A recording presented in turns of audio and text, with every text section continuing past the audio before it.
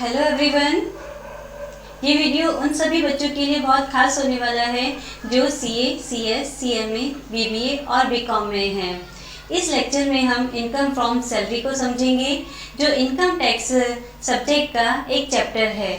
Exam के point of view से ये चैप्टर मोस्ट इम्पॉर्टेंट है। कहीं ना कहीं बच्चे इस चैप्टर में थोड़ी सी प्रॉब्लम फेस करते हैं। तो चलिए आज हम इस चैप्टर को बेसिक से लेके एडवांस लेवल तक समझेंगे ताकि आप एग्ज़ाम में अच्छा स्कोर कर सकें। शुरू करते हैं। Income from salary. Income from salary charging section 15 आपको ये एक्सप्लेन करता है कि आपकी सैलरी हेड में कब टैक्सेबल होगी। देखिए, उसके लिए आपको एक कंडीशन सेटिस्फाई करनी पड़ती है। कंडीशन क्या है? कंडीशन ये है कि इसमें एम्प्लॉय और एम्प्लॉयर के बीच रिलेशनशिप होना चाहिए, यानी कि इसमें जो मास्टर है और सर्वेंट है उसका आपस में रिलेशनशिप होना चाहिए, तभी आपकी सैलरी हेड में जाके टैक्सेबल होती है। सेकेंड क्वेश्चन रेज होता है कि आपकी जो सैलरी है किस बेसिस पर आपकी टैक्सेबल होती है।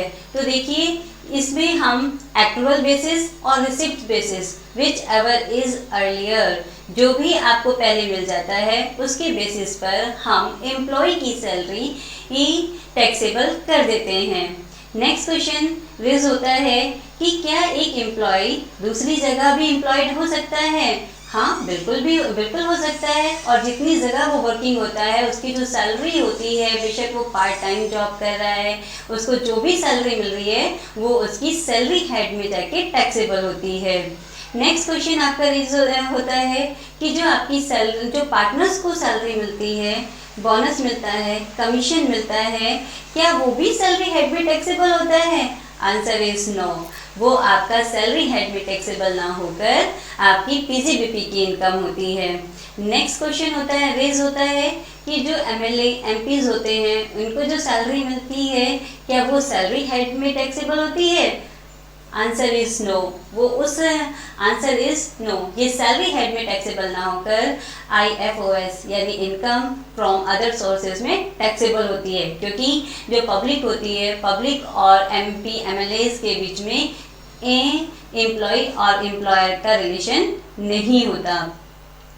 नेक्स्ट आपका इसमें जो आपकी फॉरगॉन सैलरी होती है वो भी इसी में टैक्सेबल करते हैं। मान लीजिए आपने कोई सैलरी गवर्नमेंट के पॉइंट ऑफ व्यू से सरेंडर कर दी है, तो इसमें जो इसका ट्रीटमेंट करेंगे वो सैलरी, इनकम फ्रॉम सैलरी में ही करेंगे, लेकिन आपको उसकी एग्जेम्पशन मिल जाएगी। ये आपका फॉर्मेट है income from salary.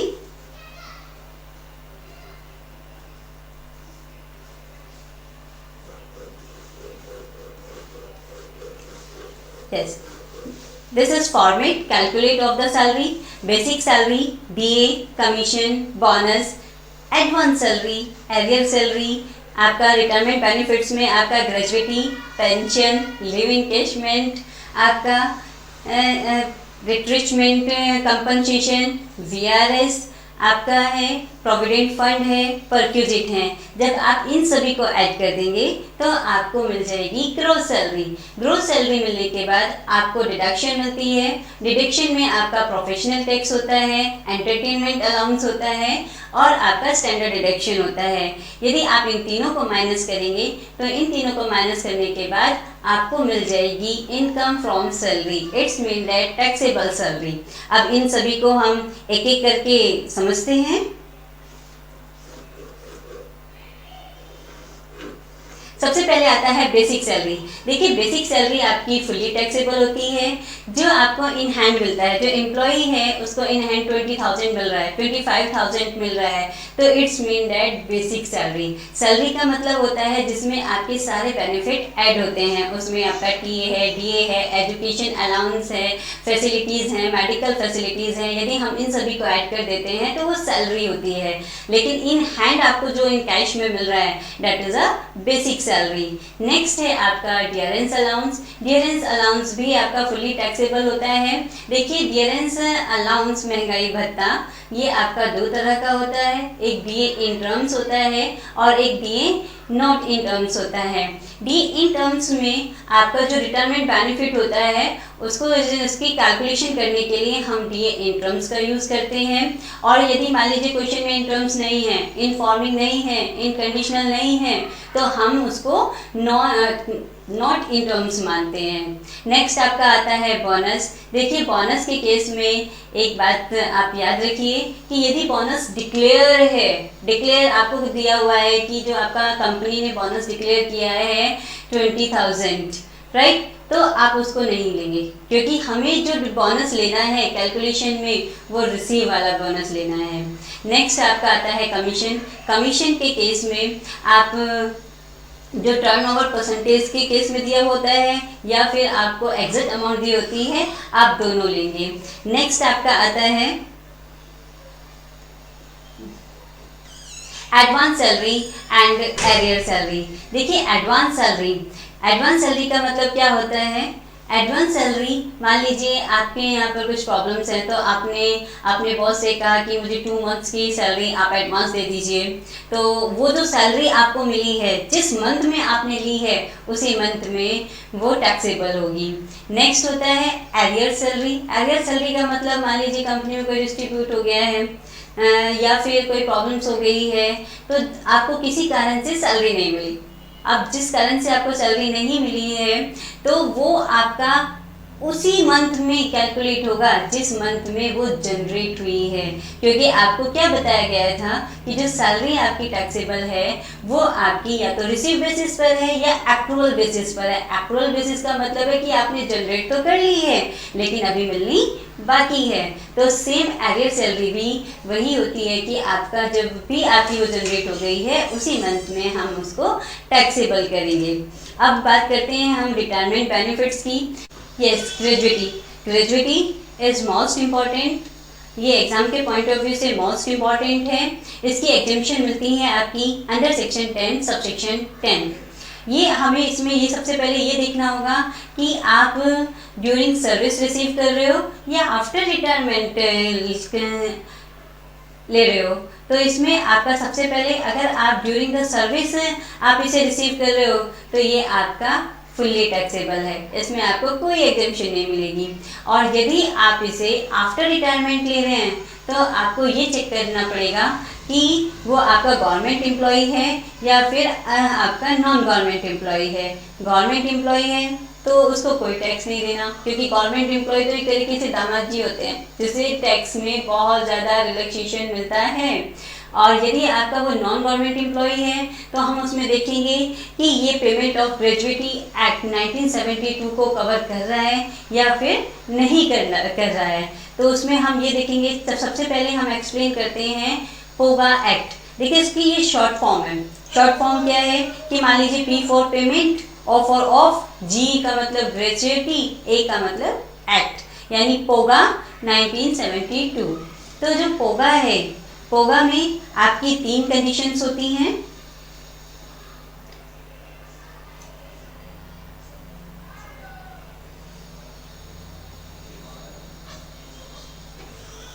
Yes, 3 condition होती हैं कि आपको मैक्सिमम जो ग्रेजुएटी एग्जेम्पशन मिलती है वो 20 लाख की है, एक्चुअल में आप कितना रिसीव कर रहे हैं। और थर्ड है आपका 15/26 salary per month into numbers of year of completions of service.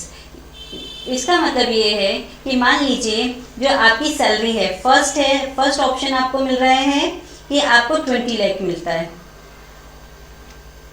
ठीक है। और सेकंड आपका ऑप्शन है इसमें आपकी जो एक्चुअल में आपको जो बॉस दे रहा है वो आपको केवल 12 लाख है। और आपका जो 13 है इसमें सैलरी लेना पड़ता है। सैलरी में इसका रूल हमेशा ध्यान रखिएगा आप, जो सैलरी में आपका बेसिक सैलरी प्लस डीए, इसमें कोई फर्क नहीं पड़ता कि वो इन टर्म्स है या नॉट इन टर्म्स है, उन दोनों को हम ऐड करेंगे तो अपनी सैलरी निकाल लेंगे। लास्ट ड्रॉन सैलरी जब आपका रिटायरमेंट हुआ है उससे 1 महीने पहले आपकी लेटेस्ट सैलरी क्या थी और लेटेस्ट डीए क्या था, उन दोनों को ऐड करेंगे तो अपना सैलरी निकालेंगे। और सैलरी में 15/26 करेंगे। इसमें 1/2 इसलिए नहीं किया है कि 4 जो आपके संडे होते हैं उनको माइनस किया हुआ है। यानी बहुत सीधा सा रूल है, बहुत सीधा सा। 15/26 into last drawn salary into numbers of the completion year. इस फॉर्मूले से हम अपनी जो ग्रेजुएटी निकालते हैं, मोस्ट ऑफ प्रोबेबली हमारी यही अमाउंट एग्जेम्प्ट आती है। तो हम ये देखेंगे इन तीनों में हमारी विच एवर इज लोअर कौन सी है। मान लीजिए हमारा जो 3 पॉइंट है, 3 पॉइंट से हमारा केवल आया है 10 लाख। इन तीनों में जो सबसे कम होगा उसकी एग्जम्पशन मिल जाएगी। और सबसे कम कौन सा है? 3rd point 10 lakh. तो हमें 10 लाख की एग्जम्पशन मिल जाएगी। ये 10 लाख किसमें से माइनस करना होता है? जो एक्चुअल में ग्रेजुएटी आपको मिल रही है उसमें से हमें इसको माइनस करना पड़ता है। तो जो आपका 10 लाख तक तो एग्जम्पशन है और 2 लाख रुपए तक आपका टैक्सेबल कर देंगे। इसमें एक चीज़ ध्यान रखेंगे, जो आपका राउंडेड है, मंथ्स है, मान लीजिए आपका मंथ्स है, इसमें एक चीज़ ध्यान रखेंगे, मान लीजिए आपको 25 ईयर्स 4 मंथ हैं, तो मंथ्स को हम इसमें इग्नोर नहीं करेंगे। हालांकि हम इसका जो आंसर लेंगे इसमें 25 ईयर्स ही लेंगे, लेकिन इसमें मान लीजिए यहाँ तो 25 ईयर्स है और यदि मैं नेक्स्ट आपको एग्जाम में प्रॉब्लम सॉल्व करने के लिए आ जाए 9 मंथ, तो हम इसको राउंड ऑफ करेंगे। यहाँ पर हम लेंगे 26 ईयर। 26 ईयर यहाँ पर जो फ्रैक्शन है उसको इग्नोर नहीं करना है, बल्कि उसको एक्सेप्ट करना है। यदि मोर देन 6 मंथ है तो हम उसको 1 प्लस करेंगे, और यदि हमारा 6 और 6 से लेस देन है तो हम उसमें कुछ भी नहीं करेंगे, हम उसको पूरा जितना भी दिया हुआ है ईयर्स को ले लेंगे। नेक्स्ट है, इसमें बात करते हैं नॉट पोगा एम्प्लॉय की। नॉट पोगा एम्प्लॉय में 2 पॉइंट आपकी सेम रहेंगे। मैक्सिमम अमाउंट आपकी जो ग्रेजुएटी की है वो 20 लाख ही है। और नेक्स्ट है आपका जो आपको एडवांस जो एक्चुअल में एम्प्लॉयर आपको ग्रेजुएटी की अमाउंट दे रहा है। और थर्ड है आपका 1/2 into average salary per month into numbers of year completion of service. इसका इन तीनों में से विच एवर इज लोअर, जो भी कम होगा हम उसकी डिडक्शन एग्जम्पशन मिल जाएगी। इसमें एक पॉइंट याद रखेंगे कि इसमें जो भी फ्रैक्शन होगा उसको हम इग्नोर करेंगे। इग्नोर इसमें डेट कैसे? मान लीजिए इसमें 25 ईयर्स 9 मंथ है। सेम एग्जांपल हम ये लेते हैं, 20 ईयर्स 9 मंथ है, तो हम क्या करेंगे, हम इसमें 25 ईयर्स को ही कैलकुलेट करेंगे, 9 मंथ्स को इग्नोर करेंगे। नॉट पोगा के केस में है, नॉट पोगा के केस में है आपका। एक इम्पॉर्टेंट पॉइंट इसमें ग्रेजुएटी में है कि मान लीजिए आप एक जगह वर्किंग है, आप दूसरी जगह भी आप काम कर रहे हैं, तो आपने यहाँ पर कितना ले लिया एग्जम्पशन? अगर आपने यहाँ पर 10 लाख का एग्जम्पशन ले लिया है, तो आप दूसरी जगह जहाँ भी वर्किंग है तो आपको 20 लाख का नहीं मिलेगा, आपको केवल 10 लाख और का ही एग्जम्पशन मिलेगा। तो ग्रेजुएटी एक्ट को बहुत अच्छे से एक बार और समझते हैं। जो ग्रेजुएटी एक्ट है ये आफ्टर रिटायरमेंट बेनिफिट मिलता है। आफ्टर बेनिफिट अगर आप ड्यूरिंग द सर्विस से ही इसको रिसीव कर रहे हैं तो ये आपका फुल्ली टैक्सेबल है। आफ्टर रिटायरमेंट आप इसको रिसीव कर रहे हैं तो आप ये चेक करिए कि ये गवर्नमेंट एम्प्लॉई है या फिर नॉन गवर्नमेंट एम्प्लॉई है। यदि ये गवर्नमेंट एम्प्लॉई है तो कोई टैक्स नहीं देना, और यदि ये नॉन गवर्नमेंट एम्प्लॉई है तो आप उसमें देखेंगे कि ये पोगा एक्ट 1972 को फॉलो कर रहा है या नॉन पोगा 1972 को फॉलो कर रहा है। यदि ये पोगा एम्प्लॉई है तो पोगा एम्प्लॉई में हम क्या करेंगे कि 15/26 into last drawn salary into आपका numbers of the completion year. Next है एक्चुअल में जितनी आपकी ग्रेजुएटी रिसीव हो रही है और आपका 20 lakh which ever is lower, जो भी इन तीनों में आपको सबसे कम होगा उसके आपको रिलैक्सेशन मिल जाएगा। नेक्स्ट है आपका इसमें नॉन पोगा एम्प्लॉय। नॉन पोगा के केस में हम इसमें 1/2 लेते हैं, 1/2 into average salary into numbers of the completion year. Second point है जितना आपको एक्चुअल में रिसीव हो रहा है, और थर्ड पॉइंट है आपका इसमें जितना भी आप maximum limit 20 lakh which ever is lower, जो भी कम होगा उसका रिलैक्सेशन आपको मिल जाएगा। अंडरस्टूड? सेकेंड है आपका पेंशन। पेंशन का मतलब होता है आपका जो एक पीरियोडिक पेमेंट मिलता है आफ्टर रिटायरमेंट। देखिए पेंशन भी आपको आफ्टर रिटायरमेंट मिलता है। ये पेंशन दो तरह की होती है, एक कम्यूटेड होती है, एक अनकम्यूटेड होती है। अनकम्यूटेड का मतलब जो आपको मंथली मिलती है, और मंथली चाहे आप गवर्नमेंट एम्प्लॉय है नॉन गवर्नमेंट एम्प्लॉय है तो आपकी ये टैक्सेबल होती है। बात करते हैं कम्यूटेड पेंशन की। कम्यूटेड पेंशन में हम ये चेक करेंगे कि वो गवर्नमेंट एम्प्लॉय है या फिर non government employee. Government employee है तो छोड़ दीजिए, कोई टैक्सेबल नहीं है। और यदि वो नॉन गवर्नमेंट एम्प्लॉय है तो हमको चेक करना पड़ेगा कि वो उसको ग्रेजुएटी रिसीव हो रही है या ग्रेजुएटी रिसीव नहीं हो रही है। यदि उसको ग्रेजुएटी मिल रही है तो हम क्या काम करेंगे, 1/3 of the full value of the pension की एग्जेम्पशन एम्प्लॉय को मिल जाएगी। और यदि पेंशन उसको नहीं मिल रही है तो 1/2 into full value of the pension. Pension के केस में हम ग्रेजुएटी को चेक करेंगे, जिसमें अगर ग्रेजुएटी मिलती है तो 1/3 into full value of pension करना पड़ता है, और ग्रेजुएटी आपको नहीं मिलती है तो 1/2 into full value of the pension करना पड़ता है। बच्चों को यहाँ पर प्रॉब्लम्स होती है। प्रॉब्लम्स कहाँ से होती है कि क्वेश्चंस जो आपको गिवन होता है एग्जाम में, तो उसमें कम्यूटेड अमाउंट दिया होता है। मान लीजिए आपका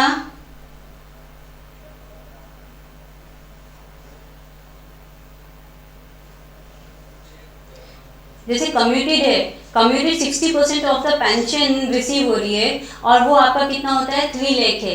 आपको कम्यूटेड पेंशन दे दिया और उसका अमाउंट दे दिया, जबकि हमें अपने रूल्स के अकॉर्डिंग कम्यूटेड पेंशन ना लेकर फुल वैल्यू पेंशन लेना पड़ता है। तो जो आपका जो कम्यूटेड पेंशन है, देखिए इसमें जो गिवन है कम्यूटेड पेंशन 3 लाख है, राइट। अब इसको फुल वैल्यू कैसे करेंगे, ये कितना है 60% इंटू 100 और डिवाइड बाय 60, 5 लाख। तो आप जो निकालेंगे वो 5 लाख पर निकालेंगे। आप जो कैलकुलेट करेंगे पेंशन की एग्जेम्पशन 5 लाख पर निकालेंगे। नेक्स्ट आता है आपका VRS, voluntary retirement compensation under section 10 sub section 10C के अकॉर्डिंग भी आपको रिलैक्सेशन मिलता है। रिलैक्सेशन के लिए आपको इसमें देखना है कि आपकी जितनी भी सैलरी है, salary into 3 months into numbers of the completion year. Second point है आपका salary per month into numbers of the remaining months of the service, और एक्चुअल में जितना आपको मिल रहा है, और आपका 5 lakh which ever is lower, जो भी इन चारों में कम होगा उसकी एग्जेम्पशन आपको मिल जाएगी। नेक्स्ट है आपका सैलरी। सैलरी करने के लिए आपको क्या देखना है इसमें,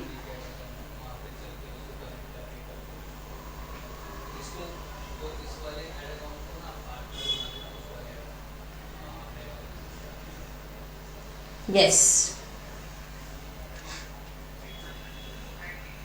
सैलरी के लिए जो VRS अभी आपने कैलकुलेट किया उसमें जो हमें सैलरी लेनी है उसके लिए हमें basic salary plus DA turn जो आपका इन टर्म्स वाला है प्लस कमीशन, इन तीनों को ऐड कर देंगे तो हमारा सैलरी आ जाएगा, और उसके बिहाफ पर हम अपना VRS कैलकुलेट करेंगे। अब बात करते हैं लिव सैलरी। लिव सैलरी में आपका under section 10C under section 10 sub section 10AA। देखिए लिव सैलरी का अमाउंट आप ड्यूरिंग द सर्विसेज लेते हैं तो आपका फुल्ली टैक्सेबल है, और यदि आप आफ्टर रिटायरमेंट लेते हैं तो आपको चेक करना पड़ेगा कि वो गवर्नमेंट एम्प्लॉय है या फिर नॉन गवर्नमेंट एम्प्लॉय है। नॉन गवर्नमेंट एम्प्लॉय है, आपको चेक करना पड़ेगा। देखिए गवर्नमेंट एम्प्लॉय है तो कोई प्रॉब्लम नहीं है, ठीक है, क्योंकि उसकी वो तो मर्जी है, उनको तो कोई टैक्स देना ही नहीं है। नेक्स्ट है अगर वो नॉन गवर्नमेंट एम्प्लॉय है तो उसके लिए आप क्या चेक करेंगे,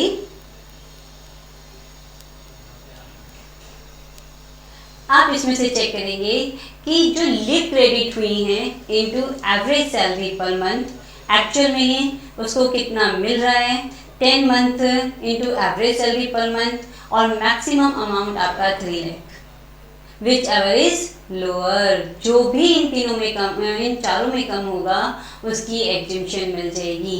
देखिए लिव इनकेशमेंट का मतलब आपका ये होता है कि मान लीजिए आपने छुट्टियां नहीं ली हैं और छुट्टियां आपने आगे कैरी फॉरवर्ड कर दी गई हैं और आफ्टर रिटायरमेंट आप लेते हैं तो आपको उसकी एग्जेम्पशन मिलती है। एग्जेम्पशन के लिए रूल है, रूल में आपके 4 पॉइंट्स हैं। 4 पॉइंट्स में आपका सबसे पहले लीव क्रेडिट आता है। लीव क्रेडिट आपका क्या होता है कि ये आपको जो भी डेज दिए होते हैं जो आपको वो मंथ्स में कन्वर्ट करना पड़ता है। मान लीजिए जैसे एक साल में आप 30 छुट्टियां ले सकते हैं, राइट। अब मान लीजिए आपने कितने साल काम किया, 10 ईयर्स काम किया तो 300 छुट्टियां आप ले सकते हैं, राइट। सेकेंड है 10 मंथ्स का एवरेज सैलरी निकाल लो। आपका नेक्स्ट पॉइंट है कि एक्चुअल में कितना आपको बॉस दे रहा है और लास्ट पॉइंट है 3 lakh, which ever is lower. जो भी इन चारों में कम होगा उसका रिलैक्सेशन आपको मिल जाएगा। नेक्स्ट है आपका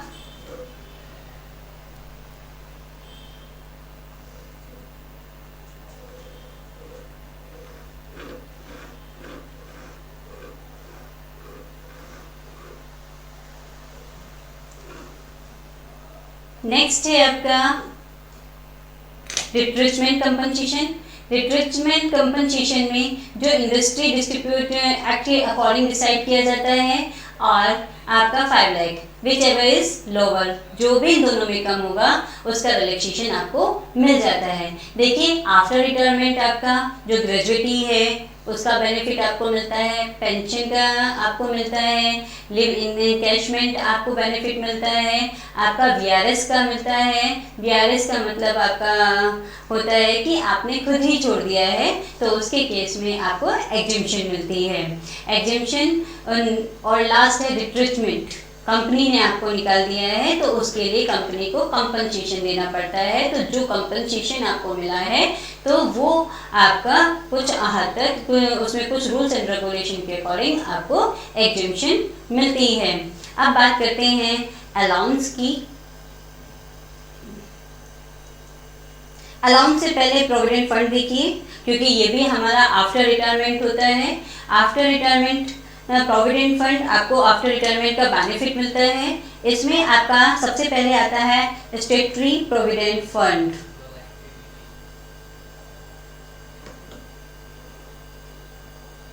स्टेटरी प्रोविडेंट फंड है।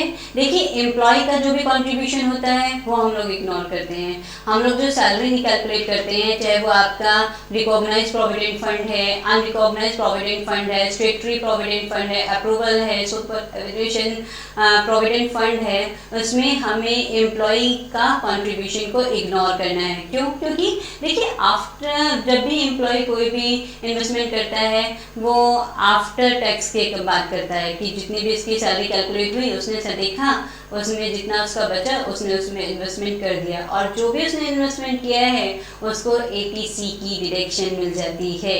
तो हम लोग इसमें बात करेंगे एम्प्लॉयर की कंट्रीब्यूशन की। एग्जाम में आपको कंफ्यूज करने के लिए क्वेश्चंस में दोनों का कंट्रीब्यूशन दिया जाता है। दोनों का कितना कि जो एम्प्लॉयर है वो भी 5 लाख रुपीज आपका पर एनम इसमें कंट्रीब्यूट कर रहा है और एम्प्लॉय का भी इतना दिया होता है। तो हमें एम्प्लॉय का जितना भी कंट्रीब्यूशन दिया होता है उसको इग्नोर करना होता है और एम्प्लॉयर का जो भी कंट्रीब्यूशन है उसको हम इसमें ट्रीटमेंट करते हैं। तो बात करते हैं हम एम्प्लॉयर के कंट्रीब्यूशन की। एसपीएफ है तो आपका एग्जेम्प्ट होता है, इंटरेस्ट भी आपका एग्जेम्प्ट होता है और जो आपको लमसम अमाउंट मिलता है वो भी आपका एग्जेम्प्ट होता है under section 10 subsection 11। Recognised provident fund most important, exam में आपका यही आता है, इसी से ही एग्जाम में क्वेश्चन रेज होता है। टोटल मिला के स्टेटरी प्रोविडेंट फंड में सब कुछ एग्जेम्प्ट है। आपको वो क्वेश्चन कंफ्यूज करने के लिए देगा ज़रूर, उसमें इंटरेस्ट की अमाउंट भी होगी, उसमें एम्प्लॉयर का कंट्रीब्यूशन की अमाउंट भी होगी, लेकिन टोटल मिला के हमें इंटरेस्ट और कंट्रीब्यूशन को एग्जेम्प्ट लेना है। बात करते हैं हम रिकॉग्नाइज प्रोविडेंट फंड की। देखिए एम्प्लॉय का कंट्रीब्यूशन तो इग्नोर होगा और लास्ट में उसको ATC की डिडक्शन भी मिल जाएगी। अब बात करते हैं हम एम्प्लॉय कंट्रीब्यूशन की। इसमें जो सैलरी होता है, सैलरी का 12% आपका एग्जेम्प्ट होता है और जितना भी 12% से एक्सेस होगा वो आपका टैक्सेबल हो जाएगा। अब बेसिक सैलरी नहीं, सैलरी का लेना है और सैलरी में आपका क्या क्या ऐड होगा, basic salary plus DA interns वाला प्लस कमीशन, इन तीनों को हम लोग ऐड कर देंगे तो आपकी सैलरी की अमाउंट आ जाएगी। और यदि वो 12% से ज़्यादा है जो कंट्रीब्यूशन दे रखा है तो वो आपका टैक्सेबल हो जाएगा। बात करते हैं इंटरेस्ट की। देखिए इंटरेस्ट आपका एम्प्लॉय का इंटरेस्ट तो एग्जेम्प्ट है, एम्प्लॉयर के केस में एक पर्टिकुलर अमाउंट आपका परसेंटेज फिक्स है 9.5। यदि 9.5 से ज़्यादा है तो ही आपका टैक्सेबल होगा और उससे कम है तो उसको इग्नोर कर देंगे। एक बात और ध्यान रखिए, जो आफ्टर लमसम आपको रिटायरमेंट, आफ्टर रिटायरमेंट एक बड़ी अमाउंट आपको जो मिलती है वो आपकी फुल्ली एग्जेम्प्ट होती है, लेकिन एग्जेम्प्ट तभी होगी जब एम्प्लॉय ने 5 इयर्स या उससे ज़्यादा कंपनी में काम किया हो। यदि काम किया हो तभी आपको इसकी एग्जेम्पशन मिलेगी, अदरवाइज आपको एग्जेम्पशन नहीं मिलेगी। केवल 3 पॉइंट ऐसे हैं जिसमें आपको एग्जेम्पशन मिल सकती है, यदि एम्प्लॉय का कोई हेल्थ इशू है, सेकेंड पॉइंट है यदि कंपनी बंद हो गई है, और थर्ड पॉइंट है जो आपके रूल्स रेगुलेशन के अकॉर्डिंग जो एम्प्लॉय का बैलेंस बचा हुआ है वो नेक्स्ट एम्प्लॉय के लिए कैरी फॉरवर्ड कर दिया गया है, उसके केस में एग्जेम्पशन मिलेगी, अदरवाइज आपको 5 इयर्स का वर्क पीरियड कंप्लीट करना पड़ेगा।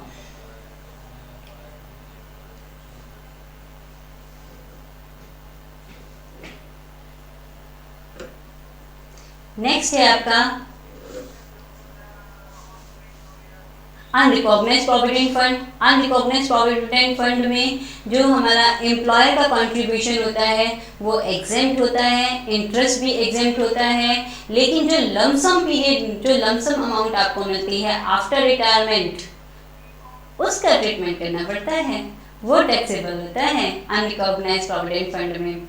इसमें सबसे पहले जो गवर्नमेंट एम्प्लॉई है कंट्रीब्यूशन है वो तो इग्नोर हो जाएगा, लेकिन जो उसका इंटरेस्ट गवर्नमेंट एम्प्लॉय को मिल रहा है वो आपका IFOS income from other sources में टैक्सेबल हो जाएगा। अब बात करते हैं एम्प्लॉयर के कंट्रीब्यूशन की। एम्प्लॉयर का कंट्रीब्यूशन और इंटरेस्ट जितना भी आपको लास्ट आफ्टर रिटायरमेंट मिलता है वो सारा का सारा आपका टैक्सेबल हो जाएगा इनकम फ्रॉम सैलरी में। सुपर एन्वेशन फंड, सुपर एन्वेशन फंड का मतलब आपका 2 तरह का होता है। इसका मतलब क्या हुआ कि आपका जो एक अप्रूव्ड है एक अनअप्रूव्ड है। अप्रूव्ड वाला मोस्ट इम्पॉर्टेंट है, जो अप्रूव्ड है, क्योंकि इसमें सबसे पहले क्या होगा कि आपका एम्प्लॉय का कंट्रीब्यूशन होगा, आपका एम्प्लॉयर का कंट्रीब्यूशन होगा। इसमें जो इम्पोर्टेंट पॉइंट है वो ये है कि आपको एग्जेम्पशन 7,50,000 तक ही है, आपको 7.5 लाख तक ही एग्जेम्पशन मिली है, उसके बाद आपको टैक्सेबल कर दिया जाएगा। इसमें यदि एम्प्लॉय को 10 लाख कंट्रीब्यूशन 10 लाख का कंट्रीब्यूशन कर रहा है तो उसमें से केवल 7.5 यानी कि 7.5 लाख आपको एग्जेम्पशन मिल जाएगी और बाकी 2.5 लाख आपका टैक्सेबल कर दिया जाएगा। इंटरेस्ट है, इंटरेस्ट टोटली एग्जेम्प्ट होता है। बात करते हैं हम लोग अनअप्रूव्ड। अनअप्रूव्ड सुपरएनुएशन फंड आपका सेम अनरिकॉग्नाइज्ड प्रोविडेंट फंड की तरह ही है कि मान लीजिए एम्प्लॉय का इंटरेस्ट है वो आपका IFOS में टैक्सेबल होगा और एम्प्लॉयर का कंट्रीब्यूशन और इंटरेस्ट का कंट्रीब्यूशन दोनों आपका इनकम फ्रॉम सैलरी में टैक्सेबल हो जाएंगे।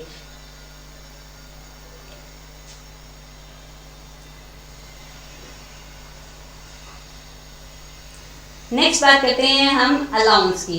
देखिए अलाउंस क्या होता है, आपको एक मंथली मिलने वाला फिक्स अमाउंट होता है।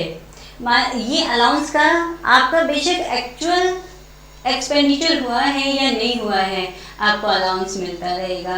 मान लीजिए आपके बच्चे हॉस्टल में रहते हैं या नहीं रहते, आपको हॉस्टल अलाउंस मिलेगा, आपको एजुकेशन अलाउंस मिलेगा ही मिलेगा, आपको HRA मिलेगा ही मिलेगा। तो कुछ अलाउंस बेनिफिट आपके सैलरी के साथ मिलते ही मिलते हैं। इनको आप एक एक करके समझते हैं।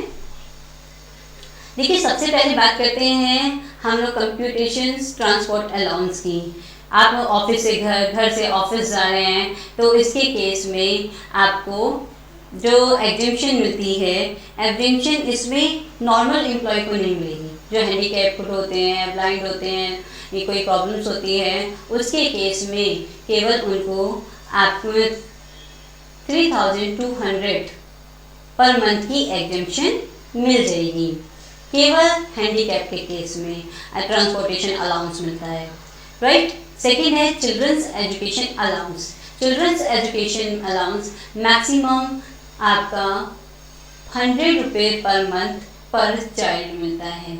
100 रुपीज़ पर मंथ पर चाइल्ड हमें मिलता है और मैक्सिमम 2 चाइल्ड का एग्जेम्पशन हमें मिल जाएगा। देखिए, अगर मान लीजिए आपका फर्स्ट बेबी है और जब दूसरी बार है एम्प्लॉय, आपका नहीं एम्प्लॉय का एक फर्स्ट बेबी है, जब दूसरी बार हुआ तो वो ट्विंस हो गए। तो उसके केस में जो भी बेनिफिट्स होंगे वो उस ट्विंस को भी मिलेंगे। बात करते हैं आपका child hostel allowance 300 per month पर चाइल्ड आपको मिलेगा। इसमें भी मैक्सिमम 2 चाइल्ड की एग्जेम्पशन मिलेगी, 2 मैक्सिमम एग्जेम्पशन मिलेगी। चलिए बात करते हैं। मान लीजिए आपका है, आपको इसमें से 4000 रुपये हॉस्टल अलाउंस मिलता है, राइट। कितना है? 4000। अब आप पर मंथ पर चाइल्ड है, ये 1 के केस में है, उसको केवल एक चाइल्ड है जिसका आपको एग्जेम्पशन मिल रहा है। तो मान ली, तो एक चाइल्ड का कितना एग्जेम्पशन मिलेगा आपको?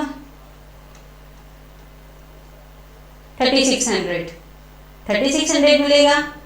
लेकिन आपको एम्प्लॉयर कितना दे रहा है? 4000। तो इसमें से 4000 में से हम 3600 का एग्जेम्पशन दे देंगे और आपका जितना भी बचेगा ये टैक्सेबल हो जाएगा। जितना भी आपका बचेगा ये टैक्सेबल हो जाएगा। पर मंथ है ना, तो मैंने 300 को मल्टीप्लाई किया 12 से, 12 करने के बाद आपका कितनी वैल्यू आई? 3600। अब बात करते हैं अंडरग्राउंड अलाउंस की। जो माइंस वगैरह में काम करते हैं उनको 800 पर मंथ का एग्जेम्पशन मिलता है। ट्राइबल एरिया अलाउंस है, उनको 200 पर मंथ मिलता है। नेक्स्ट आता है allowance to employee of transportation. It is the most important, exam में आता ही आता है। एजुकेशन वाला भी आता है, हॉस्टल वाला भी आता है, और जो एम्प्लॉय का आपका ट्रांसपोर्टेशन है उसका अलाउंस है वो भी आता ही है। इसमें हम 2 पॉइंट कवर करें, 2 पॉइंट गिवन होते हैं। एक्चुअल में आपका जो रिसीव हुआ है उसका 70%। अभी तक हम लोगों ने पीछे में देखा कि जितना भी हमें रिसीव हो रहा है और दूसरी एक particular amount they the which ever is lower, इसमें एक्चुअल में जितना मिल रहा है इनटू 70% और 10,000 per month which ever is lower, जो भी इन दोनों में कम होगा उसकी एग्जेम्पशन आपको मिल जाएगी। मान लीजिए आपको जो आपका है एक्चुअल में रिसीव हो रहा है आपको 50,000, ठीक है, ये फर्स्ट पॉइंट है। सेकेंड पॉइंट में आपका 10,000 पर मंथ है, तो मिला के कितना हुआ? 1,20,000। 1,20,000। लेकिन एक्चुअल में रिसीव हो रहा है, तो हमें बच्चे कहाँ मिस्टेक करते हैं कि वो 50,000 और 1,20,000 विच एवर इज लोअर। जी नहीं, इसका 70% करना पड़ेगा। यानी हमारी जो एग्जेम्पशन हुई 35,000 और 1,20,000, विच एवर इज लेस, जो भी इन दोनों में कम होगा उसकी छूट आपको मिल जाएगी। Most important, house rent allowance. House rent allowance आपको ये देखना पड़ेगा कि आपका जो हाउस रेंट अलाउंस है इसमें हम 3 पॉइंट देखते हैं। 3 पॉइंट में विच एवर इज लोअर, जो भी कम होगा उसकी एग्जेम्पशन हमें मिल जाएगी। उसमें सबसे पहले हम ये देखेंगे 50% ऑफ सैलरी, यदि बिग सिटीज़ हैं, बड़े बड़े शहर हैं जैसे मुंबई, दिल्ली, चेन्नई, कोलकाता, तो 50% ऑफ सैलरी लेते हैं। अदर सिटीज़ में 40% ऑफ द सैलरी लेते हैं, एक्चुअल में जितना हमें मिल रहा है। और लास्ट पॉइंट है rent paid minus 10% of the salary, whichever is lower. इन तीनों में जो भी कम होगा उसकी से एग्जेम्पशन हमें मिल जाएगी। बात करते हैं कि जो आपका सैलरी होता है, सैलरी कैलकुलेट करने के लिए हमें basic salary plus DA terms वाला और आपका कमीशन, टर्नओवर कमीशन, इन तीनों को ऐड कर देंगे तो सैलरी की अमाउंट आ जाएगी। अब जैसे हम बात करते हैं जो बेसिक सैलरी है आपकी 20,000 रुपये पर मंथ, राइट। जो डीए है वो 2,000 रुपये पर मंथ है, राइट। इसमें आपका वो ये कहेगा 60% ऑन टर्म्स, 60% ऑफ टर्म। और कमीशन, जो टर्नओवर कमीशन है, सपोज वो 10,000 है। आप सैलरी निकालिए। आप सैलरी कैलकुलेट करने के लिए हमें क्या करना पड़ेगा? सबसे पहले बेसिक सैलरी 20,000 इंटू 12 आपका कितना हो जाएगा? 1,20,000, ठीक है। दूसरा हमारा क्या हो जाएगा? डीए।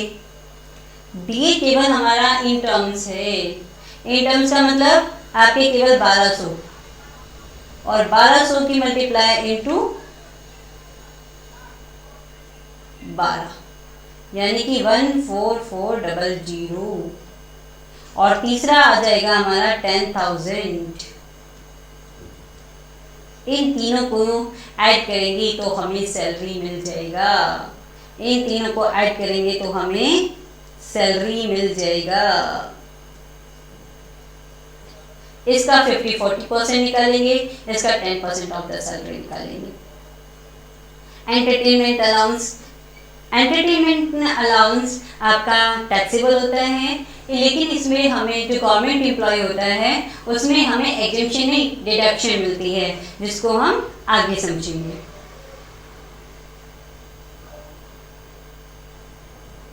यस, अभी जो अलाउंस हमने समझे हैं वो पार्टली अलाउंस टैक्सफुली है, पार्टली टैक्सेबल और पार्टली आपकी एग्जेम्पशन थी। लेकिन कुछ ऐसे होते हैं जो पूरे के पूरे टैक्सेबल हैं, फुल्ली टैक्सेबल, जैसे आपका डियरेंस अलाउंस हो गया, एंटरटेनमेंट अलाउंस हो गया, आपका जो सीसीए है, सिटी कंपनसेशन अलाउंस है, आपका प्रोजेक्ट अलाउंस है, नॉन प्रैक्टिसिंग अलाउंस है, सर्वेंट अलाउंस है, इंट्रेंस अलाउंस है, नॉन जो आपके other any other cash allowance होते हैं, वार्डन अलाउंस हैं, वो सारे के सारे आपके फुल्ली टैक्सेबल होते हैं, उनमें आपको कोई एग्जेम्पशन नहीं मिलती। अब आपके कुछ अलाउंस ऐसे भी हैं जो कुछ एग्जेम्प्ट भी हैं, जिसमें आपको कुछ भी टैक्स नहीं पे करना पड़ता है, जैसे आपका ट्रैवलिंग टूर अलाउंस है, कन्वेंस अलाउंस है, यूनिफॉर्म अलाउंस है, डेली अलाउंस है, हेल्पर अलाउंस है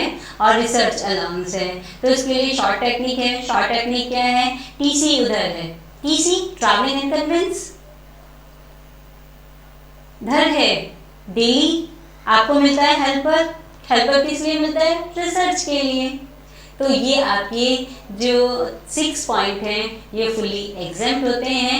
एग्जाम में प्रॉब्लम्स में इनकी अमाउंट लिखी आती है। जैसे कि मान लीजिए आपका कन्वेंस अलाउंस 5000 है, राइट, लेकिन आपको ये पता होना चाहिए जो कन्वेंस अलाउंस है वो आपका फुल्ली एग्जाम्प्ट होता है, 1 भी रुपया आपका टैक्सेबल नहीं होता।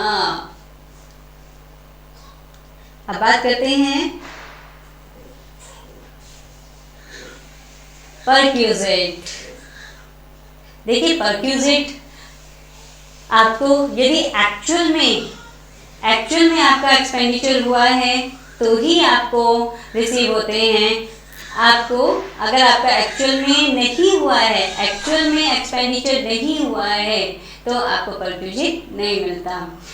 इसमें सबसे पहले जो मेडिकल फैसिलिटीज़ है या कार फैसिलिटी है, बॉस ने आपको कार दे रखी है आपको, तो जो अदर बेनिफिट्स होते हैं, अदर बेनिफिट्स वो आपके परक्यूजिट कहलाते हैं। अलाउंस तो ऐसा है कि आपको मिलता ही मिलता है अलाउंस, क्योंकि वो सैलरी का पार्ट्स होते हैं। लेकिन परक्यूजिट में आपका क्या होता है कि एक्चुअल में यदि इनकर्ड हैं तो ही आपको रिसीव होंगे जो एक्स्ट्रा बेनिफिट मिलती हैं। तो सबसे पहले बात करते हैं एलटीसी, लीव ट्रैवलर कंसेशन। मान लीजिए आप कहीं घूमने जाना चाहते हैं, आपका एम्प्लॉयर कहता है कि ठीक है घूम आइए, आपका जो जितना खर्चा होगा उसको मैं इन कैश कर दूंगा, इन कैश आप भी खुश, और उसमें इनकम टैक्स भी कहता है कि ठीक है घूम आइए, हम आपको उसमें थोड़ी सी एग्जेम्पशन दे देंगे। एग्जेम्पशन के लिए कुछ आपको बातों का ध्यान रखना है। उसमें क्या देखना है कि जो आपका मोड है वो आपका मोड बाय एयर है या एनी अदर मोड है। बाय एयर है यानी फ्लाइट से आप जा रहे हैं तो इसमें जो एग्जेम्पशन मिलेगी वो एक्चुअल में जितना आपका खर्चा हुआ है और इकोनॉमिक क्लास का fair which ever is lower, जो भी इन दोनों में कम होगा उसकी एग्जेम्पशन आपको मिल जाएगी। इकोनॉमिक क्लास में भी हम एयरलाइन इंडिया का टिकट का चार्जेस देखते हैं बेसिकली।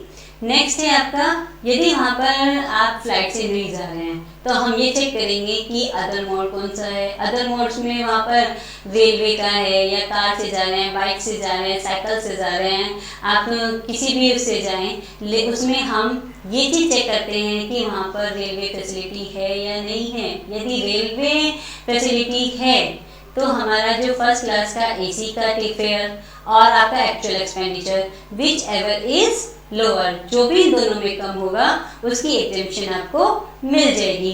लेकिन वहाँ पर रेल ही नहीं जाती। दूसरे मोड में यदि वहाँ पर रेल नहीं है, वहाँ पे थोड़ी सी प्रॉब्लम है, वहाँ पे कोई दूसरी फैसिलिटी अवेलेबल है तो उसके केस में जो डिलक्स बस का आपका फेयर है और एक्चुअल में जितना आपका खर्चा हुआ है विच एवर इज लोअर की एग्जेम्पशन आपको मिल जाएगी। विच एवर इज इसकी आपको एग्जेम्पशन मिल जाएगी। अब मान लीजिए वहाँ पर कोई भी फैसिलिटी प्रोवाइड, जहाँ आप घूमने जाना चाहते हैं, आप हिमालय की चोटी पे जाना चाहते हैं, आप बहुत ऐसी जगह जाना चाहते हैं जहाँ पर कोई कन्वेंस आता ही नहीं है, तो उसके केस में जितना भी आपका एक्चुअल हुआ है और आपका फर्स्ट क्लास रेलवे एसी का टिकट सिमिलर डिस्टेंस जितना आपने किया है विच एवर इज लोअर, आपको उसकी एग्जेम्पशन मिल जाएगी। देखिए जो एलटीसी है वो मोस्ट इम्पॉर्टेंट है, एग्जाम में क्वेश्चंस आता है। एक बार और इसको अच्छे से समझिए। जो आप सबसे पहले आपका इसमें लिव ट्रैवल कंसेशन आता है तो हम ये देखेंगे कि विच मोड, अब उसका मोड कौन सा है, वो बाय एयर जा रहा है या विदाउट एयर जा रहा है। तो एयर में भी देखेंगे कि इकोनॉमिक क्लास का फेयर है या फिर एक्चुअल का कितना मिला है विच एवर इज लोअर, जो भी उसका कम होगा उसकी एग्जेम्पशन उसको मिल जाएगी। लेकिन वो एयर से नहीं जा रहा है, वो रेलवे से जा रहा है, तो हम उसमें ये चेक करेंगे कि वहाँ पर रेलवे फैसिलिटी है या नहीं है तो फर्स्ट क्लास एसी का टिकट और एक्चुअल में जितना उसका हुआ है विच एवर इज लोअर। और यदि वहाँ पर रेल की फैसिलिटी है ही नहीं, वो किसी और मोड से जा रहा है, तो उसमें हम क्या काम करें, बेशक वो अपनी कार से जा रहा है, डजंट मैटर, ठीक है, लेकिन हम उसमें जो इनकम टैक्स ने जो डिसाइड किया हुआ है डिलक्स बस फेयर और एक्चुअल में जितना उसका खर्चा हुआ है विच एवर इज लोअर, जो भी इन दोनों में कम होगा उसकी एग्जेम्पशन उसको मिल जाएगी। लेकिन आप ऐसी जगह घूमने जाना चाहते हैं जहाँ पर कोई भी ट्रांसपोर्टेशन की जो फैसिलिटी है वो अवेलेबल ही नहीं है, राइट। तो उसके लिए आपका रेलवे का फर्स्ट क्लास का सिमिलर डिस्टेंस का जो फेयर होगा और एक्चुअल में जितना आपने खर्च किया है विच एवर इज लोअर की एग्जेम्पशन आपको मिल जाएगी, राइट। नेक्स्ट परक्यूजिट है आपका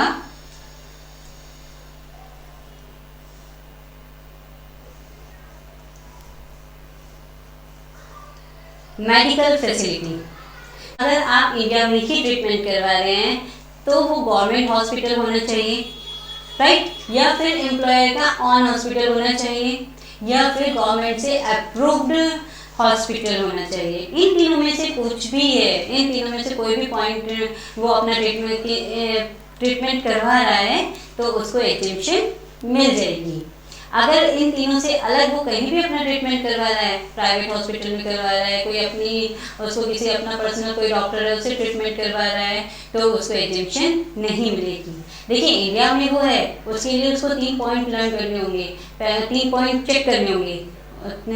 फर्स्ट पॉइंट है कि वो गवर्नमेंट हॉस्पिटल होना चाहिए, सेकंड है कि वो उसका खुद का हॉस्पिटल होना चाहिए, और थर्ड है उसमें वो गवर्नमेंट से रिकॉग्नाइज्ड होना चाहिए।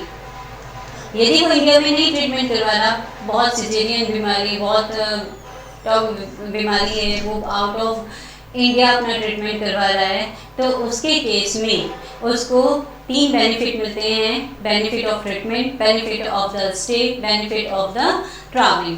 तो इसमें जितना भी है बेनिफिट ऑफ द ट्रीटमेंट का और स्टे का जितना भी खर्चा होता है, एक आरबीआई प्रेस्क्राइब करता है, एक लिमिट में आपको बता देगा कि आपका 2 लाख का, 3 लाख का, 5 लाख तक का आपकी एग्जेम्पशन होगी। तो वो तो हम लोग एग्जेम्प्ट करेंगे अकॉर्डिंग टू द आरबीआई। लेकिन जो ट्रैवलिंग का खर्चा होता है उसके लिए हमें चेक करना पड़ेगा कि हमारी जो ग्रॉस टोटल इनकम है वो 2 लाख से ज़्यादा नहीं होनी चाहिए। अगर वो 2 लाख से ज़्यादा है तो हमें एग्जेम्पशन नहीं मिलेगी, और यदि 2 लाख से कम है तो हमें ट्रैवलिंग के का बेनिफिट मिल जाएगा।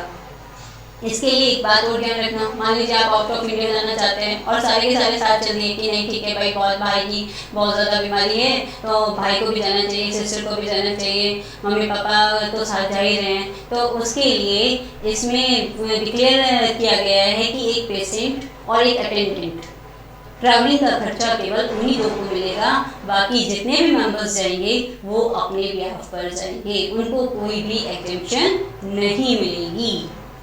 मेडिकल फैसिलिटी में हम लोग जो रिलेटिव्स होते हैं, एक तो ये मेडिकल फैसिलिटी किस किस को मिलती है, खुद एम्प्लॉय को, उसके स्पाउस को, उसके बच्चों को, और जो डिपेंडेंट रिलेटिव्स होते हैं। डिपेंडेंट रिलेटिव्स में आपका पेरेंट्स आ जाते हैं और ब्रदर सिस्टर आ जाते हैं, इन सबको फैसिलिटी मिल जाएगी। नेक्स्ट बात करते हैं हम लोन की। देखिए यदि एम्प्लॉय ने एम्प्लॉयर से कोई छोटा मोटा लोन लिया है, अप टू 20,000 तक का लोन लिया है, तो उसमें जो भी इंटरेस्ट मिलता है वो सारा एग्जाम्प्ट है, उसको कोई भी टैक्स नहीं देना है।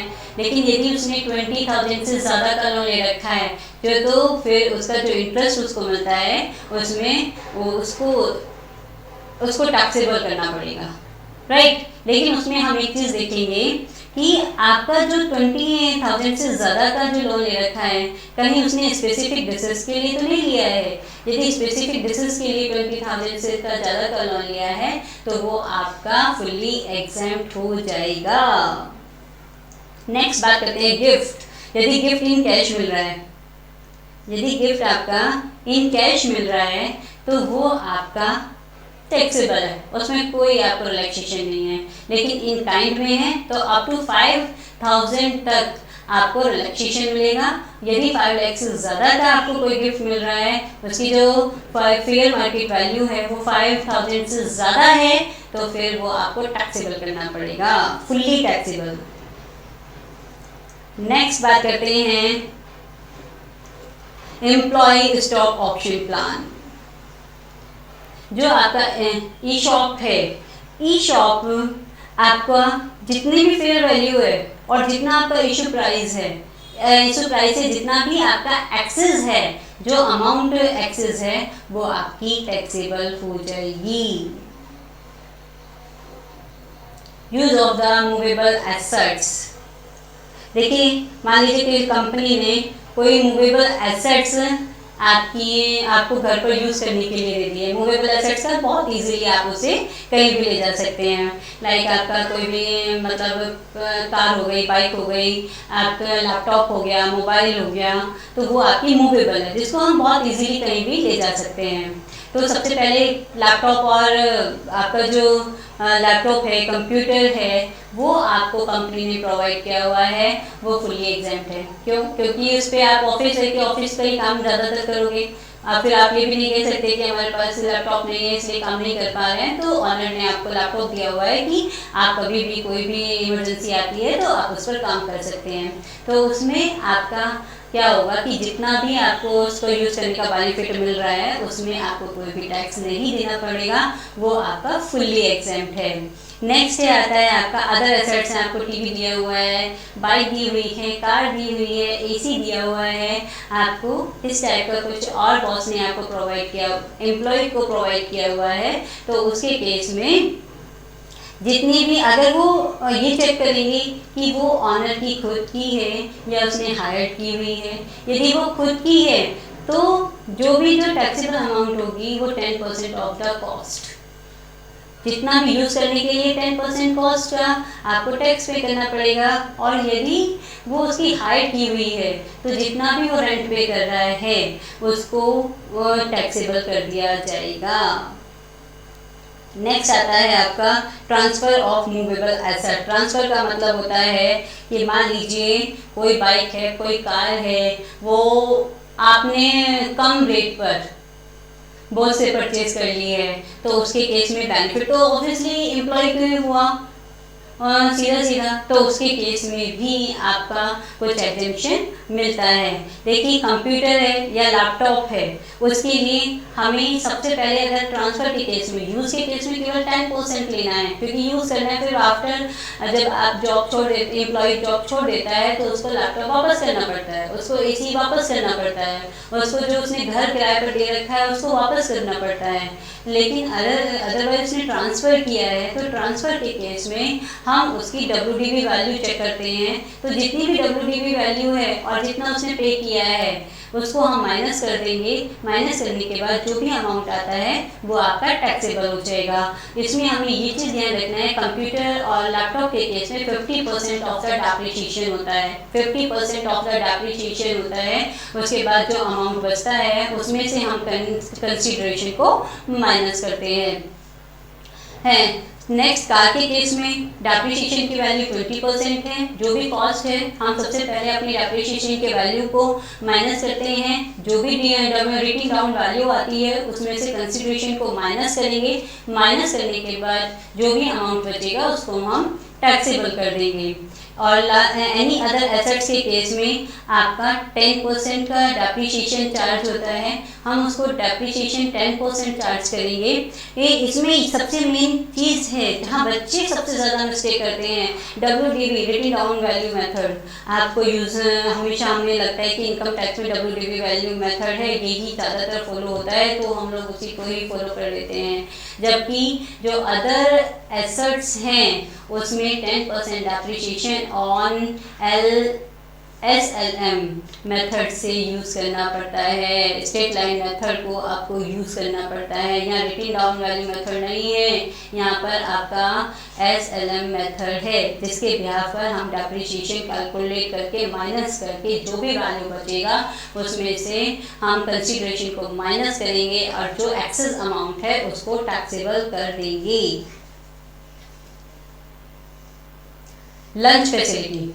देखिए, लंच फैसिलिटी, आपको कोई चाय है, कॉफ़ी है, ब्रेकफास्ट मिल रहा है तो वो तो आपका एग्जेम्प्ट होता है। लेकिन अगर आपको लंच मिल रहा है, लंच के लिए आपका केवल 50 रुपये तक ही एग्जेम्प्ट होता है। उसके बाद जितना भी अमाउंट है वो आपका टैक्सेबल कर दिया जाता है। अब मान लीजिए आपका जो लंच है, आपका जो लंच के जो वाउचर मिला हुआ है, वाउचर है वो 80 रुपीज़ का है। राइट। आपकी जो प्लेट है वो 80 रुपीज़ की है, तो इसमें से केवल आपको 50 रुपये पर रुपये ही एग्जाम्प्ट होगा। 30 पर डे के हिसाब से होता है, पर डे के हिसाब से, राइट। आपका 30 रुपीज़ का पर डे के हिसाब से टैक्सेबल कर दिया जाएगा। तो लंच फैसिलिटी में 50 अप टू 50 रुपये तक एग्जेम्प्ट है, उसके बाद आपको टैक्स पे करना पड़ेगा। Rent free accommodation,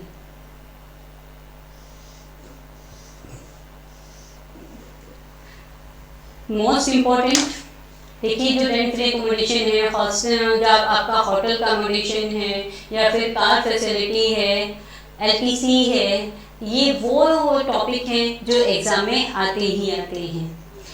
rent free accommodation सबसे पहले हम ये चेक करेंगे कि वो गवर्नमेंट एम्प्लॉय है या फिर अदर नॉन गवर्नमेंट एम्प्लॉय है। गवर्नमेंट एम्प्लॉय है तो जो गवर्नमेंट ने अपने नॉर्म्स के अकॉर्डिंग डिसाइड किया हुआ है, लाइसेंस फीस डिसाइड की हुई है, उसको अमाउंट को हम टैक्सेबल कर देंगे। वो बहुत छोटी मोटी सी अमाउंट होता है तो उसको टैक्सेबल कर देंगे। अदर एम्प्लॉय के केस में क्या होगा कि जो उसकी सबसे पहले ये चेक करेंगे कि एम्प्लॉयर का ऑन है या फिर हायर किया हुआ है। ऑन है तो हम उसमें ये चेक करेंगे पॉपुलेशन। इसमें सबसे मेन चीज़ है आपकी पॉपुलेशन। देखिए रेंट फ्री अकोमोडेशन में अगर एम्प्लॉयर का खुद का है तो हम ये देखेंगे जो पॉपुलेशन है वो 10 लाख है या आपका 10 लाख से ज़्यादा और 25 लाख से कम है या फिर हमारा मोर देन 25 लाख है। तो सबसे पहले हम इसमें क्या काम करेंगे कि यदि वहाँ का जो पॉपुलेशन एरिया है वो बहुत कम है तो 7.5% ऑफ द सैलरी लेंगे। नेक्स्ट है फिर यदि हमारा जो पॉपुलेशन है वो बीच का है, लेस देन 25 है तो 10% ऑफ द सैलरी का लेते हैं। उसके बाद यदि मोर बिग सिटीज़ हैं, मुंबई, कोलकाता, लाइक इस तरीके की कोई सिटीज़ गिवन है तो हम उसमें 15% ऑफ द सैलरी लेते हैं। और जो आपका एक्चुअल में मिला हुआ है whichever is lower. Same hired by the employee में क्या काम करेंगे, सेम नहीं करेंगे, जितना भी जिसमें हम एक पर्टिकुलर अमाउंट ले लेंगे 15% of the salary. Hire purchase paid by the employer which ever is lower, जो भी इन दोनों में कम होगा हम उसको एग्जेम्प्ट करेंगे। देखिए एक बार और समझिए, जो हमारा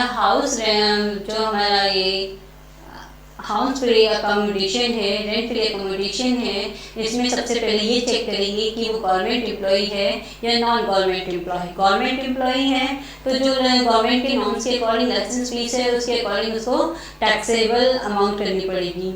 नेक्स्ट आपका ये देखेंगे कि वो आपका उसका खुद का है या फिर उसने हायर किया हुआ है। खुद का है तो हम अपनी पॉपुलेशन के हिसाब से हम परसेंटेज निकालते हैं, या तो 7.5 या फिर 10% या फिर 15% ऑफ द सैलरी।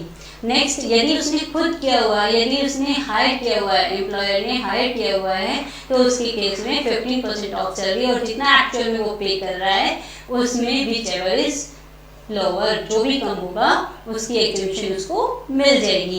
देखिए इसमें जो हम लोग सैलरी लेते हैं, सैलरी के लिए हम लोगों को basic salary, dearness allowance, bonus, taxable allowance आपके, और आपका कमीशन और आपके जो मॉनेटरी अलाउंस है उनको ऐड करना पड़ता है। शॉर्ट फॉर्म में मैं बोलूँ तो BD, BACM इन सभी को ऐड करेंगे तो हम अपना रेंट फ्री अकोमोडेशन के लिए जो सैलरी का परसेंटेज होता है उसको कैलकुलेट कर पाएंगे। इसमें हमें दो बातें ध्यान रखनी है कि हमें आफ्टर रिटायरमेंट जो बेनिफिट आपको मिलता है, जैसे ग्रेजुएटी हुआ, पेंशन हुआ, आपका जो लिव इंकेशमेंट है, VRS है, रिट्रेसमेंट कंपनसेशन है और प्रोविडेंट फंड है। प्रोविडेंट फंड का कंट्रीब्यूशन प्लस इंटरेस्ट को इग्नोर करते हैं, कैलकुलेट करते समय हम इन सबको नहीं लेते क्योंकि वो आफ्टर रिटायरमेंट होता है। सेकेंड, हम इसमें एक्चुअल करंट ईयर का सैलरी लेते हैं, जो एरियर हो गई या एडवांस सैलरी है उसको भी हम इसमें ऐड नहीं करते। नेक्स्ट है आपका इसमें फर्नीचर, यदि वो आपका एम्प्लॉयर है, आपको फर्नीचर भी प्रोवाइड करवा रहा है, तो 10% ऑफ द कॉस्ट, जितना भी है, मान लीजिए आपका 2 लाख का कॉस्ट दिया हुआ फर्नीचर का 10% आप कैलकुलेट कीजिए, 20,000 को हम रेंट फ्री एकोमोडेशन में ऐड कर देंगे तो हमारी कॉस्ट आ जाएगी। और बाकी हायर है तो हायर पे जितना भी एम्प्लॉय पे कर रहा है उसको ऐड कर देंगे। इसमें एक चीज़ याद रखिए, अगर एम्प्लॉय ने कुछ भी अमाउंट पे कर रखा है उसको हम माइनस करेंगे। होटल बेनिफिट, होटल बेनिफिट्स के लिए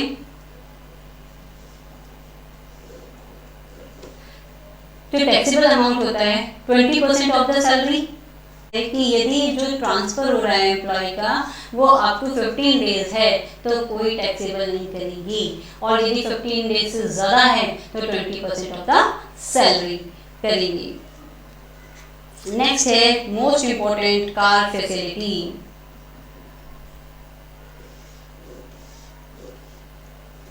कार फैसिलिटी में हम लोग ये देखेंगे कि वो फुली ऑफिस के लिए यूज़ हो रही है या फुली पर्सनल के लिए यूज़ हो रही है, या फिर वो आपका पार्टली ऑफिस और पार्टली पर्सनल यूज़ के लिए यूज़ हो रही है, यानी POPP के लिए यूज़ हो रही है। तो उसके अकॉर्डिंग हम कार फैसिलिटी का ट्रीटमेंट करेंगे। सबसे पहले ऑफिस यूज़ पर आते हैं। देखिए ऑफिस यूज़ के लिए है तो हम लोगों को अपना बेनिफिट नहीं, एम्प्लॉय को बेनिफिट नहीं होता, तो उसके लिए वो सारा का सारा एग्जेम्प्ट होता है, कोई भी टैक्स पे नहीं करना। पर्सनल है, अपने काम कर रहा है एम्प्लॉय तो उसको टैक्स देना पड़ेगा। उसमें ये देखना है कि वो जो पर्सनल पर्पज़ के लिए यूज़ कर रहा है कि वो एम्प्लॉयर की खुद की है या उसने रेंट पर ली हुई है। अगर वो खुद की है तो जो 10% ऑफ द कॉस्ट, क्योंकि 10% ऑफ द कॉस्ट प्लस अगर ड्राइवर है 900, ड्राइवर की जो कॉस्ट होगी, बेशक आपको क्वेश्चन में मेंशन हो या ना हो, आपको 900 ही लेना है, राइट, आपको 900 ही लेना है।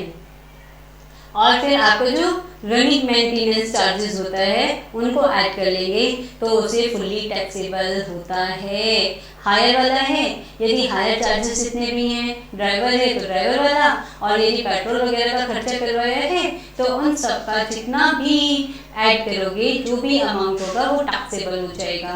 इसमें से जो एग्जाम में आता है वो POPP आता है, यानी जो ऑफिस के लिए भी यूज़ हो रही है और पर्सनल के लिए भी यूज़ हो रही है। उसमें उसके लिए आपका कार फैसिलिटी का क्या ट्रीटमेंट करते हैं आगे समझते हैं। तो सबसे पहले हम ये चेक करेंगे कि जो कार है वो एम्प्लॉयर की है या एम्प्लॉय की है। यदि वो एम्प्लॉयर की है तो हम ये चेक करेंगे जो रनिंग और मेंटेनेंस का खर्चा है वो एम्प्लॉय कर रहा है या एम्प्लॉयर कर रहा है। यदि एम्प्लॉय कर रहा है तो उसमें हम ये देखेंगे उसकी ट्यूब कैपेसिटी। जो क्यूबिक कैपेसिटी होती है वो 1600 सीसी इसमें डिसाइड की गई है। यदि लेस देन 1600 सीसी का है तो उसे, अगर वो एम्प्लॉय ने खर्चा किया है, एम्प्लॉय ने, तो 600 पर मंथ का मिलता है। और यदि वो आपका मोर देन 1600 सीसी का है तो 900 का पर मंथ मिलता है, और यदि ड्राइवर है तो 900 पर मंथ का है। अब हम ये चेक करेंगे यदि जो रनिंग और मेंटेनेंस का खर्चा है वो एम्प्लॉयर कर रहा है तो उसके केस में उसको फ़ायदा ज़्यादा होता है, तो उसमें भी हम सेम 1600 क्यूब कैपेसिटी को ही चेक करेंगे। अगर वो लेस देन 1600 सीसी है तो उसको 1800 पर मंथ है, और यदि वो मोर देन 1600 है तो वो आपका 2400 पर मंथ है। ड्राइवर का सेम होता है, बेशक आपका अमाउंट मेंशन है या नहीं है तो आपको 900 ही पे करना पड़ता है। सेम केस आपका एम्प्लॉय के केस में है। एम्प्लॉय के केस में भी हमें यही चीज़ें देखनी होती हैं।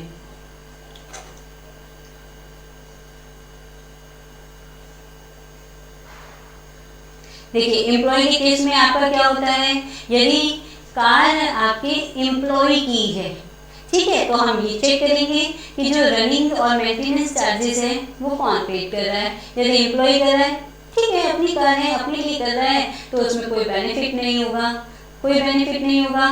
नेक्स्ट, अगर यदि रनिंग और चार्जेस, जो रनिंग और मेंटेनेंस चार्जेस आपका एम्प्लॉयर कर रहा है तो जितना भी आपको पे कर रहा किया हुआ है,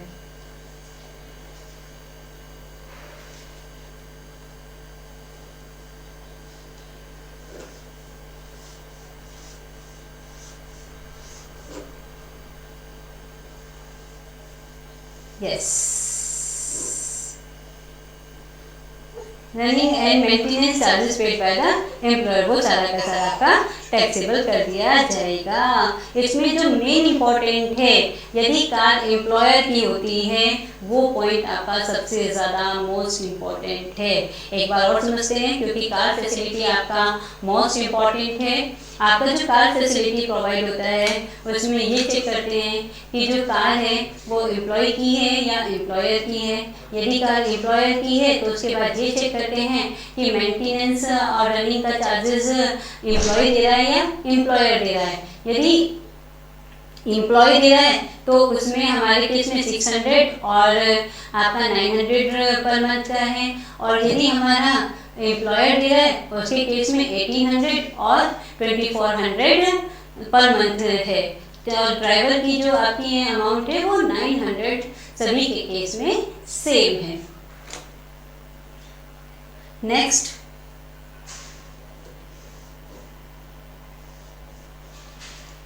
transportation facility for transport employee. देखिए, यदि आप ट्रांसपोर्टेशन मोड में हैं, लाइक एयरलाइंस में या रेलवे के एम्प्लॉय हैं, तो आपको ये फैसिलिटी मिलती है। आपको कोई भी टैक्स नहीं देना होता। आपको जो भी मिलती है, जो भी अमाउंट फैसिलिटी मिली है, वो फुल्ली एग्जैम्प्ट होती है। ध्यान रखिए, एयरलाइंस और रेलवे के केस में यदि आप बस वगैरह में हैं या किसी और मोड में हैं तो आपको ये फैसिलिटी नहीं प्रोवाइड होती। एजुकेशन फैसिलिटी, देखिए एजुकेशन फैसिलिटी यदि एम्प्लॉय को दी जा रही है तो फुल्ली एग्जैम्प्ट है, राइट, क्योंकि उसको ट्रेन किया जाता है, ट्रेनिंग दी जाती है, तो कहीं ना कहीं वो ऑफिस के पॉइंट ऑफ व्यू से ही, उसके ऑफिस के बेनिफिट के पॉइंट ऑफ व्यू से ही दी जाती है। यदि वो उसके चिल्ड्रंस के लिए दी जा रही है और यदि वो उसका खुद का है, ठीक है, 1000 पर मंथ पर चाइल्ड की medical facility, sorry, education facility provide होती है। 1000 पर मंथ पर चाइल्ड की आपको फैसिलिटी मिलती है, एजुकेशन फैसिलिटी। ध्यान रखिए, एजुकेशन अलाउंस और एजुकेशन फैसिलिटी, इन दोनों में बहुत डिफरेंस है। वहाँ पर 100 रुपये पर मंथ पर चाइल्ड था, ठीक है, वो अलाउंस है जो आपको मिलता ही मिलता है, लेकिन ये आपकी एजुकेशन फैसिलिटी है। एजुकेशन फैसिलिटी आपका 1000 की वन है। और अदर रिलेटिव्स को आपका टैक्सेबल कर दिया जाएगा। देखिए, गैस, इलेक्ट्रिसिटी, वाटर सप्लाई की जो भी आपको फैसिलिटी प्रोवाइड हो रही है वो फुल्ली टैक्सेबल है। ये स्पेसिफाइड जो आपके एम्प्लॉय होते हैं उनको दी जाती है। फ्री सर्वेंट है वो आपका टैक्सेबल कर दिया जाएगा। एनी अदर परक्यूजिट हैं वो आपके टैक्सेबल कर दिए जाएंगे। कुछ परक्यूजिट ऐसे हैं जो आपके एग्जेम्प्ट होते हैं, कोई भी आपको उस पर चार्ज पे नहीं करना पड़ता। सबसे पहले इसमें जो टेलीफोन है, आपका बॉस ने आपको मोबाइल में दिया हुआ है, उसका बिल वो पेमेंट कर देता है, स्कॉलरशिप मिल रही है, मान लीजिए आप किसी इसमें रिलायंस में है या डोमिनोज में है, आपको कम प्राइस पर कुछ भी मिलता है तो वो आपका टैक्सेबल नहीं होता है। नेक्स्ट है आपका डिडक्शन। देखिए, डिडक्शन, अब जितना भी आपने अभी तक पॉइंट्स को कवर किया है, लाइक आपका सैलरी हो गया, बेसिक सैलरी हो गया, डीए, अलाउंस, बोनस, आपका रिटायरमेंट बेनिफिट्स हैं, अलाउंस हैं, अलाउंस बेशक अभी आपने टैक्सेबल, नॉन टैक्सेबल, आपका पार्टली टैक्सेबल आपने पढ़े हैं, परक्यूजिट्स आपने पढ़े हैं, उन सबको आप ऐड कर दीजिए तो आपको मिल जाएगी ग्रॉस सैलरी। ग्रॉस सैलरी के बाद आपको इनकम टैक्स डिपार्टमेंट से कुछ रिलैक्सेशन मिलता है। रिलैक्सेशन अंडर सेक्शन 16 के अकॉर्डिंग है, उसमें प्रोफेशनल टैक्स। देखिए, सबसे पहले आपका जो होता है प्रोफेशनल टैक्स है। प्रोफेशनल टैक्स अप टू 2500 तक आपका एग्जेम्प्ट होता है। देखिए, यदि एम्प्लॉय पे कर रहा है तो हम उसको ऐड नहीं करेंगे, लास्ट में हम उसको एग्जीक्यूशन दे देंगे। यदि वो आपका एम्प्लॉय के ब्याज पर एम्प्लॉय पे कर रहा है तो सबसे पहले हम उसे ग्रॉस सैलरी में ऐड करते हैं, उसके बाद हम उसको माइनस कर देते हैं, यानी उसको हम एग्जीक्यूशन दे देते हैं। पहले ऐड करेंगे यदि एम्प्लॉयर पे कर रहा है, उसके बाद क्योंकि इसको इनकम हो गई ना, उसने अपने ब्याज पर पे किया, एम्प्लॉयर ने एम्प्लॉय का प्रोफेशनल टैक्स पहले इसको ऐड किया और लास्ट में हमने अंडर सेक्शन 16 के अकॉर्डिंग उसको डिडक्शन दे दी। सेकेंड है आपका एंटरटेनमेंट अलाउंस। एंटरटेनमेंट अलाउंस में आपका ये गवर्नमेंट एम्प्लॉय को मिलता है। एंटरटेन का मतलब जैसे हमारे गवर्नमेंट एम्प्लॉय हैं, लाइक जैसे फौज में हैं, इसमें शिप वगैरह पर हैं, तो जैसे दिवाली फेस्टिवल होते हैं तो इनको छुट्टियां बहुत कम मिलती है। पुलिस है, पुलिस को छुट्टी बहुत कम मिलती है। 26 जनवरी है या लाइक जैसे इसमें इनका वर्किंग होता है, जो आम पब्लिक होती है उनका हॉलीडेज होता है, तो उनके लिए ये एंटरटेनमेंट अलाउंस है, तो उनको इसकी एग्जीक्यूशन दी जाती है। ये सिर्फ एंड सिर्फ गवर्नमेंट एम्प्लॉय के लिए है, नॉन गवर्नमेंट के लिए ये नहीं होता। तो उसके लिए 5000 आपका एग्जीक्यूशन मैक्सिमम अमाउंट और 20% ऑफ सैलरी, और जो एक्चुअल में आपको जो मिल रहा है विच एवर इज लोअर, जो भी इन तीनों में कम होगा उसकी एग्जीक्यूशन आपको मिल जाएगी, राइट। और सबसे जो लास्ट इम्पॉर्टेंट है आपकी जो सैलरी स्टैंडर्ड डिडक्शन, आपको 50,000 की डिडक्शन आपको मिलती है। मान लीजिए आपका जो सैलरी का टोटल है वो 2 लाख है, राइट, तो 2 लाख आप टैक्सेबल बाद में बताएंगे, पहले इसमें से 50,000 की स्टैंडर्ड डिडक्शन पे करेंगे, उसके बाद ही आप उसको टैक्सेबल कर पाएंगे। उसके बाद तो हम ये देखेंगे कि ये टैक्स की कैटेगरी में आता है या नहीं आता है, तो इसमें ये सभी के लिए एप्लीकेबल है। जो 50,000 का स्टैंडर्ड डिडक्शन मिलता है वो सभी के लिए एप्लीकेबल होता है। जब आप ग्रॉस सैलरी में से इन 3 डिडक्शन को डिडक्ट करेंगे तो आपको मिल जाएगी इनकम फ्रॉम सैलरी, यानी आपकी टैक्सेबल सैलरी। चलिए आज की क्लास यहीं पर एंड करते हैं। Thank you.